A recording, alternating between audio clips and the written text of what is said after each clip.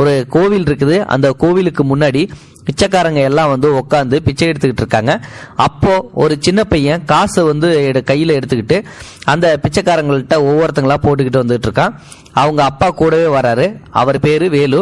அந்த பையன் கையில காசு கொடுத்து போட சொன்னதே அவர் தான். அந்த டைம் வந்து பாத்தீங்கன்னா கடைசியில அந்த பிச்சைக்காரங்களோட வரிசையிலே கடைசியில ஒரு அம்மா வந்து உட்கார்ந்து இருக்குது. அந்த அம்மாவோட முடி எல்லாம் பயங்கரமா அழுக்கா இருக்குது. கிழிஞ்ச சட்டை. ஒரு பிச்சைக்காரங்களோட ரொம்ப மோசமான நிலைமையில இருக்கிற அந்த அம்மாவை பார்த்து அந்த பையன் வந்து காசு போடுறப்பா, அவங்களுக்கும் கொடுங்கப்பா, காசு தீந்துபிச்சு அப்படின்னு சொல்லிட்டு வந்து கேட்கறான். அப்போ வந்து பாத்தீங்கன்னா சரின்னு சொல்லிட்டு இந்தாப்பா போய் போடு அப்படின்னு சொல்லிட்டு வந்து சொல்றான். அதுக்கப்புறம் அந்த சின்ன பையனும் ஓடி போயிட்டு காசை போய் போடுறான். ஆனா அந்த அம்மா வந்து பாத்தீங்கன்னா பிச்சை கேட்கறதுக்காக அந்த இடத்துல உட்கார்ந்துருக்கல, ஜஸ்ட் வந்து படுத்திருக்காங்க. ஆனா வேற வழி இல்லாம வந்து பாத்தீங்கன்னா போறவங்க வர்றவங்க எல்லாம் அந்த அம்மாவுக்கு வந்து பிச்சை போட்டு போறாங்க. இப்போ வந்து பாத்தீங்கன்னா அவங்களும் அதை எடுத்து வேற வழி இல்லாம சாப்பிட்டுக்கிட்டு இருக்காங்க. அதை வந்து பாத்தீங்கன்னா அந்த சின்ன பையன் பார்த்துட்டு இந்த அம்மா பாவம் அப்படின்னு சொல்லிட்டு காசை வந்து போட்டுட்டு சரிப்பா நான் போட்டுட்டேன் அப்படின்னு சொல்லிட்டு வந்து சொல்லும்போது வா போலாம் அப்படின்னு சொல்லிட்டு வந்து போயிடுறாங்க. இந்த பையன் காசை வந்து போட்ட உடனே சத்தம் கேட்குது. காசு வந்து தட்டுல விழுந்த உடனே அந்த அம்மா வந்து கண்ணை விழிச்சு பாக்குறாங்க யாரு அப்படின்னு சொல்லிட்டு. அப்போ ஒரு சின்ன பையன் காசு போட்டுட்டு வந்து போறத வந்து பாக்குறாங்க. அவங்ககிட்ட வந்து பாத்தீங்கன்னா அந்த பையன் வந்து பேசிட்டு அப்பா நான் போட்டுட்டேன் அப்படின்னு சொல்லிட்டு வந்து போறாங்க. அவனை நல்லா வந்து உத்து பாக்குறாங்க. அப்போ வந்து பாத்தீங்கன்னா சரி வா போலாம் அப்படின்னு சொல்லிட்டு அவங்க அப்பா வந்து அந்த பையனை இழுத்துக்கிட்டு போறாங்க. அப்போ அந்த பிச்சைக்கார அம்மா வந்து சிரிக்கிறாங்க. சிரிச்சுட்டு அந்த தட்டுல இருந்த காசை வந்து பாத்தீங்கன்னா எடுத்து பத்திரமா எடுத்து வச்சுக்கிறாங்க. அதுக்கப்புறம் வந்து பாத்தீங்கன்னா கொஞ்ச நாளைக்கு அப்புறம் வேலு தன்னுடைய பையன், தன்னுடைய மனைவி, இவங்களை எல்லாத்தையும் வந்து அந்த கோவிலுக்கு பக்கத்துல இருக்கிற ஒரு வீட்டுல வந்து குடியேறான். அந்த வீட்டுல குடியேறினதுக்கு அப்புறம் வந்து பாத்தீங்கன்னா அடிக்கடி அந்த கோவிலுக்கு வந்து போவான். வெளியில வந்து பிச்சை எடுக்கிறவங்களுக்கு சாப்பாடு வந்து தானம் பண்ணுவான், பிச்சையும் வந்து போடுவான். இதே தான் வந்து பாத்தீங்கன்னா வேலுவுக்கு வந்து வழக்கமா இருக்கும். தன்னுடைய பையன் கையாலேயே வந்து அதை அடிக்கடி கொடுத்து பிச்சைக்காரங்களுக்கு எல்லாம் சாப்பாடு போடுப்பா, காசும் போடு அப்படின்னு சொல்லிட்டு வந்து சொல்லுவான். அதுதான் வந்து வழக்கம். இப்போ எல்லாத்துக்கும் சாப்பாடு வந்து கொடுக்குறான். சாப்பாடு வாங்கிட்டு வந்து கடைசியில அந்த வயசான பிச்சைக்கார அம்மாவும் வந்து உக்காந்துருக்குது. அந்த அம்மா கிட்ட போகும்போது ஒன்று மட்டும் வந்து பாத்தீங்கன்னா அன்னைக்கு எப்படி காசு தீந்து போச்சு, இன்னைக்கு சாப்பாடும் வந்து தீந்து போயிடுது. உடனே வந்து சரி காசு தீந்துச்சு என்ன பண்ணலாம் அப்படின்னு சொல்லிட்டு வேலு யோசிச்சு பார்த்துட்டு இந்தப்பா அந்த அம்மா கிட்ட நம்ம எடுத்துட்டு வந்த சாப்பாடு தீந்துப்புச்சு, அதனால காசை வாங்கிக்கோ அப்படின்னு சொல்லிட்டு வந்து போட்டு வந்துருப்பா அப்படின்னு சொல்லிட்டு வந்து சொல்றான் வேலு. சரின்னு சொல்லிட்டு அந்த பையனும் பாட்டி காசு கையில இருந்து வந்து காசு தான் வந்து கையில இருக்குது, சாப்பாடு கொண்டு வந்ததெல்லாம் தீந்துப்புச்சு இந்தாங்க அப்படின்னு சொல்லிட்டு வந்து கொடுக்குறான். அப்போ அந்த பிச்சைக்கார அம்மாவுக்கு பக்கத்திலே ஒருத்தன் ரொம்ப நாளா பிச்சை எடுத்துட்டு இருக்கான். அவன் தான் அந்த அம்மாவை வந்து பராமரிச்சுட்டு இருப்பான். சாப்பாடு தண்ணி எல்லாம் வாங்கி கொடுக்கறது, நல்லது கிடத்து எல்லாம் வந்து அவன் தான் வந்து பாத்துக்கிட்டு இருக்கான். சோ இப்போ வந்து பாத்தீங்கன்னா அவன் வந்து என்ன சொல்றான், சரிங்கம்மா நீங்க ஒன்னும் கவலைப்படாதீங்க, எனக்கு ஏற்கனவே ஒரு ஆள் வந்து சாப்பாடு கொடுத்தாப்ல, இப்போ இவர் வந்து ரெண்டாவது சாப்பாடு கொடுத்துருக்காப்ல, நான் முதல்ல கொடுத்த சாப்பாடை வந்து சாப்பிட்றேன், நீங்க இவர் கொடுத்த சாப்பாடை வந்து சாப்பிடுங்க அப்படின்னு சொல்லிட்டு வந்து அவன் வந்து அந்த சாப்பாடை வந்து கொடுத்துட்றான் இன்னொரு பக்கத்துல இருக்கிற அந்த பிச்சைக்காரன். அதுக்கு அந்த அம்மா வந்து கண்ணை முடிச்சு வந்து பார்த்துட்டு தட்டுல இருந்த அந்த காசை எடுத்துக்கிட்டாங்க. அந்த பையன் போட்டான் இல்லையா சாப்பாட்டுக்கு பதில், அந்த காசை எடுத்து பத்திரப்படுத்தி வச்சுக்கிட்டு சாப்பாடு பொட்டலத்தை வந்து பிரிக்கிறாங்க. பிரிச்சு அதுல வந்து ஒரு ரூபா சாப்பாடை வந்து எடுத்து வாயில வச்ச உடனே அவங்க கண்ணுல இருந்து கண்ணீர் தாரையா வந்து கொட்ட ஆரம்பிக்குது. சோ வந்து பாத்தீங்கன்னா அவன் பக்கத்துல இருந்த பிச்சைக்காரன் என்னம்மா சாப்பாடு ஏதோ காரமா இருக்கா, இந்தாங்க தண்ணி அப்படின்னு சொல்லிட்டு வந்து தண்ணி எடுத்து கொடுக்குறான். அதை வாங்கி குடிச்சிட்டு ஒன்னும் சொல்லாம அந்த அம்மா வந்து அந்த இடத்துல வந்து படுத்துக்குது. இப்படியே வந்து பாத்தீங்கன்னா நாட்கள் வந்து கடந்து போயிட்டே இருக்குது. ஒரு நாள் வந்து அந்த வேலு இருக்கான் இல்லையா அவனுடைய மனைவியை வந்து கோவிலுக்கு வந்து கூட்டிட்டு வரான். இப்ப வெளியில இருக்கிற பிச்சைக்காரங்க எல்லாத்துக்கும் வந்து துணிமணியை வந்து தானமா கொடு அப்படின்னு சொல்லிட்டு வந்து சொல்றான் பொண்டாட்டி கையால. பொண்டாட்டியும் வந்து அதே மாதிரி தானமா துணிமணிகளை வந்து ஒவ்வொருத்தங்களா வந்து பார்த்து கொடுத்துக்கிட்டு இருக்காங்க. அப்போ அதுல ஒரு பிச்சைக்காரன் வந்து கேட்கறான், என்னம்மா விசேஷம் எதுவும் வந்து உண்டா அப்படின்னு சொல்லிட்டு வந்து கேட்கும்போது, இல்ல இன்னைக்கு வந்து எனக்கு பிறந்த நாள் அதனாலதான் அப்படின்னு சொல்லிட்டு வந்து சொல்றாங்க. அப்போ அந்த வேலுவோட மனைவி வந்து எல்லாரும் வாழ்த்துறாங்க, நல்லா இருக்கணும் மகராசியா இருக்கணும் அப்படின்னு சொல்லிட்டு. அதே மாதிரி அந்த வயதான அம்மா கிட்ட வந்து போகும்போது அந்த இடத்துல வந்து துணிமணி வச்சுட்டு, அம்மா உங்களுக்கு வந்து துணிமணி வச்சிருக்கேன், நீங்க வந்து புது துணியை வந்து கட்டிக்கிங்க அப்படின்னு சொல்லிட்டு வந்து சொல்லிட்டு அங்க இருந்து வந்து போயிடுறாங்க வேலுவும் வேலுவோட மனைவி குழந்தைங்க எல்லாம். அதுக்கப்புறம் அந்த பிச்சைக்கார அம்மா வந்து அந்த துணியை வந்து பார்த்துட்டு சரின்னு சொல்லிட்டு எதுவும் பண்ணாம அந்த துணியை எடுத்து பத்திரமா எடுத்து வச்சுக்கிறாங்க. அதுக்கப்புறம் வந்து நமக்கு சாப்பாடு வந்து இது யாரு வந்து கொடுத்தது அப்படின்னு சொல்லிட்டு வந்து கேட்குறாங்க. முதல்ல இந்த துணிமணி யாரு வந்து கொடுத்தது அப்படின்னு சொல்லிட்டு, அன்னைக்கு உங்களுக்கு சாப்பாடு போட்டார்ல, அதாவது வந்து மறுநாள் வந்து சாப்பாடு வந்து தீந்து போச்சு அப்படின்னு சொல்லிட்டு காசும் கொடுத்தாப்புல, அவரோட மனைவிக்கு வந்து பிறந்த நாளாமா, அதுக்கு தான் வந்து இன்னைக்கு துணிமணி வந்து கொடுத்துட்டு போறாங்க அப்படின்னு சொல்லிட்டு வந்து கொடுக்குறாங்க. அப்போ அந்த துணிமணி எடுத்து வச்சுட்டு அதுக்கும் ஒன்றும் சொல்லாமல் சிரிச்சுட்டு சரின்னு சொல்லிட்டு அவங்க அந்த இடத்துல வந்து படுத்துக்கிறாங்க.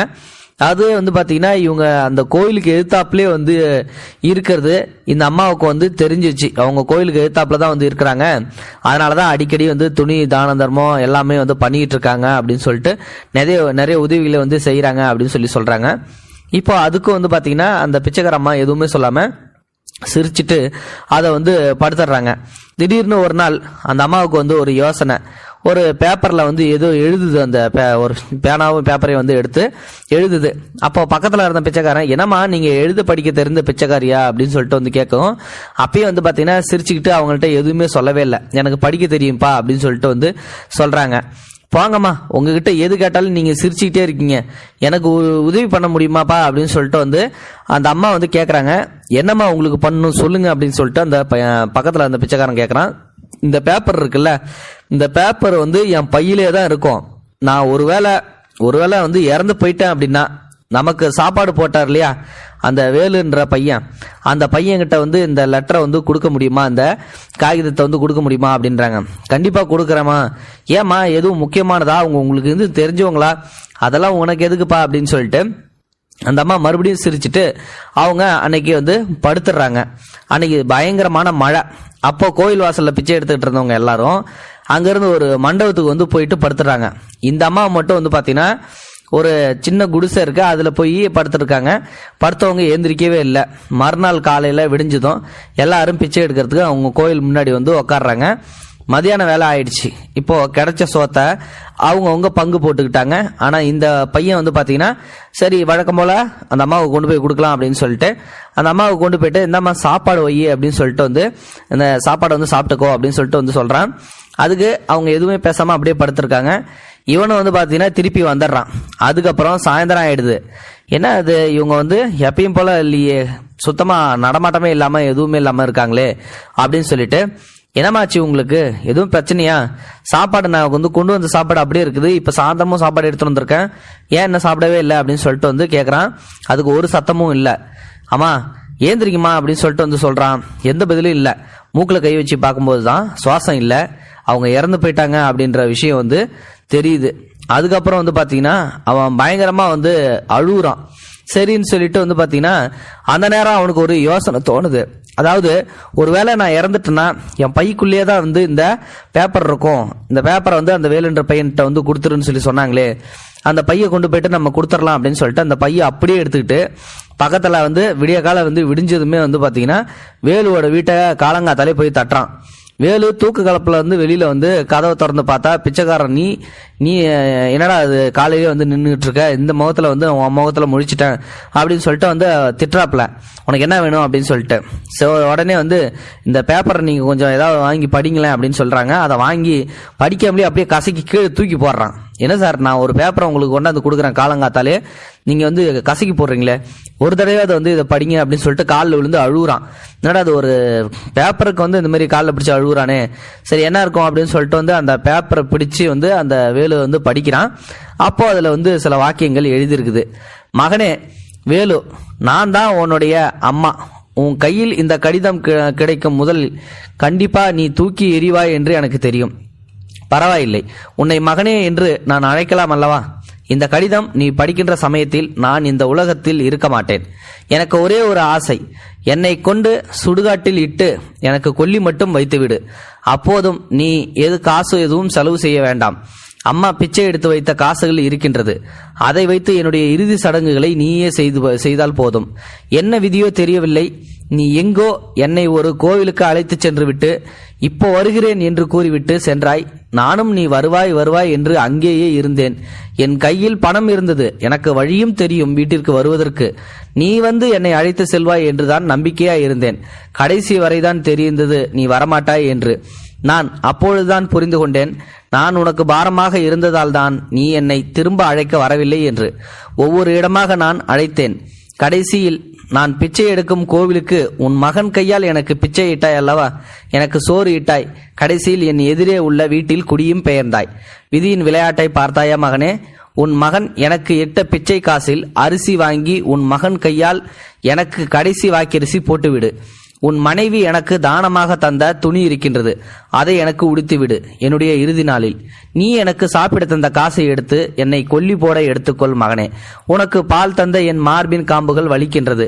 அடடா மகனே, நீ பிச்சையாக இட்ட சோற்றை உண்ட பொழுது எதுவோ கடைசியில் என் உயிர் போகும்போது அந்த கடவுளின் வேண்டிக் கொண்டேன் என்று பிள்ளை அறியா தவறு செய்து விட்டான். அவனையும் என்னை போல் அவனது மகன் கோவிலில் கொண்டு போய் விட்டு சென்றுவிடக் கூடாது.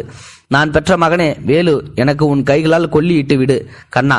உன் நெற்றியில் இந்த அம்மாவின் கடைசி முத்தம் அப்படின்னு சொல்லிட்டு அதுல எழுதியிருக்குது. இந்த வரிகளை படிச்சு பார்க்கும்போது வரியில அந்த அம்மான்னு சொல்லி படிச்சா பாத்தீங்களா, மகனே அப்படின்னு சொல்லிட்டு அந்த டைம்லயே அவன் கண்ணில இருந்து கண்ணீர் வந்துருச்சு.